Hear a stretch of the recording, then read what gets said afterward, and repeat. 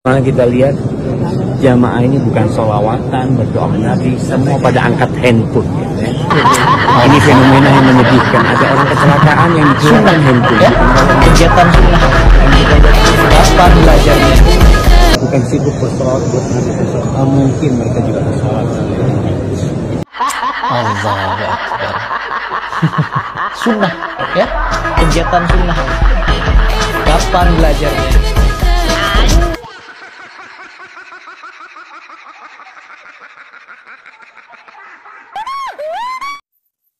Saya itu nggak habis pikir ya terhadap ustadz-ustadz Wahabi ini. Kadang apa yang disampaikan itu menabrak kepalanya sendiri atau paling tidak menabrak teman-temannya. Assalamualaikum warahmatullahi wabarakatuh. Alhamdulillahi ala nin'am wa syukru lahu ala ilham. Wassalatu wassalamu ala sayyidina Muhammadin asyrafil anam wa ala alihi wa sahbihi as-sadatil a'lam amma ba'du. Teman-teman Aswaja, seluruh warga Nahdliyin, subscriber dan penonton semuanya tanpa terkecuali dimanapun berada.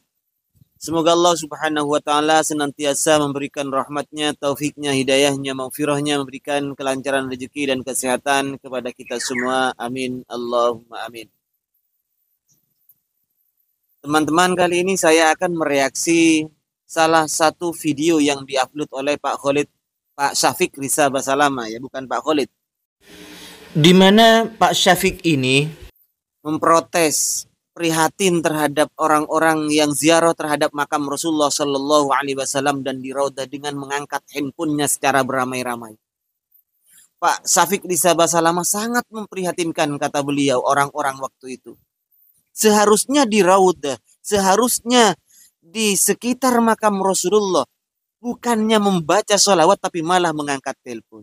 Ini adalah fenomena yang sangat memprihatinkan. Tetapi anehnya ya, beliau sendiri malah nyibuk ngonten dan ngibai orang.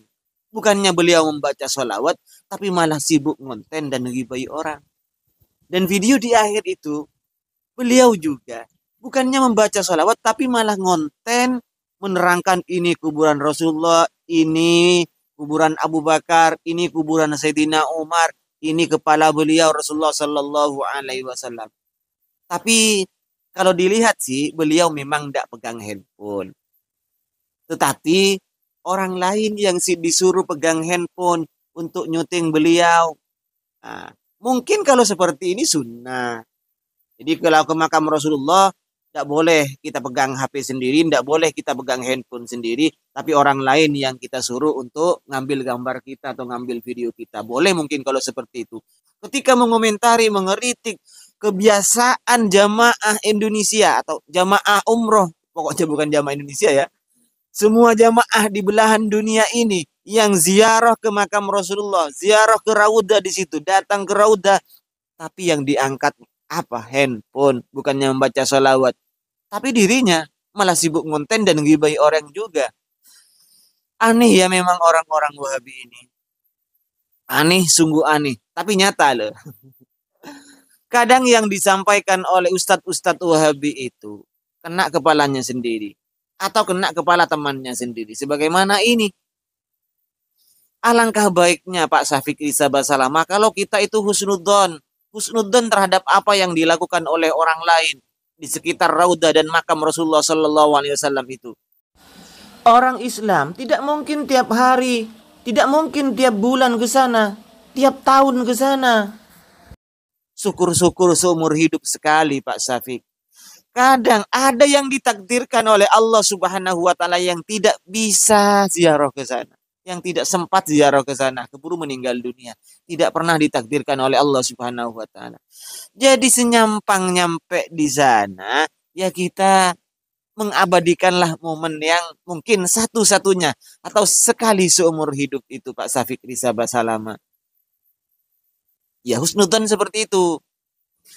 Saya juga bisa husnudzon terhadap Anda, mungkin Anda Pak Syafiq Rizal Basalama untuk memberikan taklim, memberikan pengajaran terhadap mereka, terhadap orang-orang. Ini kuburan Rasulullah, ini Raudhah, ini makam Rasulullah, ini makam sahabat. Mungkin tujuannya seperti itu. Atau bisa jadi tujuan Anda yang tidak boleh itu yang memprihatinkan ketika kita sendiri yang pegang HP. Tetapi kalau orang lain enggak. Tapi Anda menyuruh orang lain kan, berarti orang lain itu sangat memprihatinkan juga. Yang disuruh oleh Anda itu Pak Syafiq Rizal Basalamah. Anda tidak memprihatinkan, tidak angkat handphone, tapi orang yang Anda suruh itu mengangkat handphone. Gimana itu? Bahkan orang yang mengangkat handphone itu yang Anda suruh menyuting, mengamera, memvideo orang-orang yang ngangkat handphone. Ini namanya orang angkat handphone mengomentari orang yang angkat handphone. Orang yang angkat handphone memvideo orang yang angkat handphone. Kan seperti itu Pak Syafiq Rizal Basalamah, ya. Husnudzon sekalipun salah. Saya husnudzon terhadap Anda. Salah misalnya. Ini lebih baik Pak Syafiq ketimbang suudzon sekalipun benar. Lebih baik husnudzon Pak Syafiq Rizal Basalamah ya daripada seperti itu. Kan jadinya riba itu. Riba jadinya itu. Memang sih di dalam hukum Islam tidak semuanya riba itu diharamkan. Ada malah riba yang diperbolehkan bahkan dianjurkan. Contoh, ketika Pak Syafiq Rizal Basalamah punya seorang putri, dilamar oleh orang. Orang itu ternyata bejat. Cuman waktu melamar terhadap Pak Syafiq Rizal Basalamah kelihatannya sopan, alim, gimana sih pokoknya. Yang tahu saya, kemudian saya datang ke Pak Syafiq. Pak Syafiq, jangan diterima. Itu orangnya beling, tidak pernah ngaji tuh. Nah, itu ghibah saya kan. Tapi ini sangat dianjurkan biar Pak Syafiq Rizal Basalamah tidak termakan oleh tipuan orang itu. Tidak kena tipuannya orang-orang yang so alim seperti itu. Ya begitu ya Pak Syafiq Rizal Basalamah.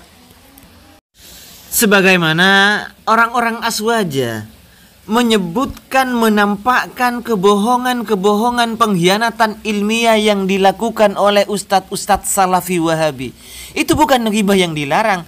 Itu memang harus dianjurkan biar umat tidak tertipu dengan propaganda dan kebohongan yang disampaikan oleh ustadz-ustadz Salafi Wahabi. Sudah begitu masih banyak yang percaya kok Pak Syafiq. Ya, banyak yang percaya masih. Kebohongan-kebohongannya sudah dibongkar dengan fakta, tapi dasar mereka yang sudah terkena doktrin masih terpercaya. Masih percaya gitu aja Pak Syafiq Rizal Basalamah. Jadi raudhah di malam hari itu full buat perempuannya. Sini laki-laki sini sebelah makam. Laki, lalu kita akan ke rumah Nabi SAW. Di situ ada makam Rasul SAW. Makamnya Abu Bakar, makamnya Umar. Ucapkan ketika melewati makam Nabi SAW, Assalamualaikum ya Rasulullah warahmatullahi wabarakatuh. Kemudian ketika melewati kuburannya Abu Bakar, Assalamualaikum ya Abu Bakar warahmatullahi wabarakatuh. Ketika melewati kuburannya Umar, ucapkan Assalamualaikum ya Umar warahmatullahi wabarakatuh. Boleh kita menyampaikan puji-pujian buat Nabi SAW. Cuma memang waktunya nggak panjang, ya mau nggak mau kita harus. Yang